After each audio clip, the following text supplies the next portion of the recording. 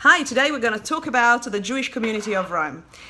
A lot of you might think that the Jewish community has started after 70 AD, after the diaspora. That is not the case at all. So let's have a look. Why were they in Rome before then?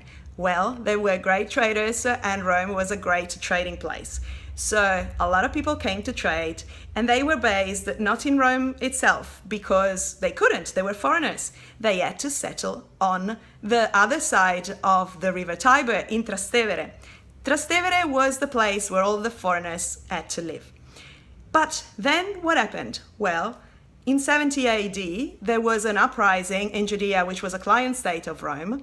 And Vespasian, the emperor who created the Colosseum, sent one of his children, Titus, to crush the uprising.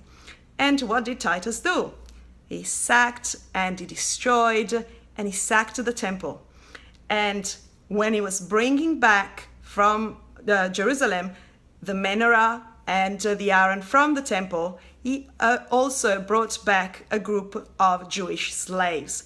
So although you might think of 70 AD as the start of the diaspora, some of the Jewish people went to the Mediterranean area, some of the Jewish people went to the Northern Europe. Well, there was a third group that came to Rome as slaves. But luckily in Rome, after a while, if you were good, a slave could become a free man. And this is what happened to a lot of people. And so they started joining the pre-existing community of Jews. And all was going well because in Rome you could profess a lot of different religions, but unfortunately things started to go wrong. And in 313, with the Edict of Constantine, the Edict of Milan, all religions were tolerated.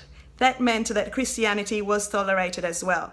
And as Christianity grew and grew and grew, and Constantine was clearly Christian by then, or at least he professed the Christian religion, the power of the other religions started getting lower and less and less and less.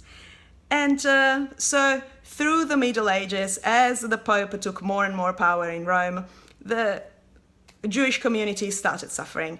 And in the 1200s, then there was an edict and they had to start wearing signs of being Jews by wearing something yellow.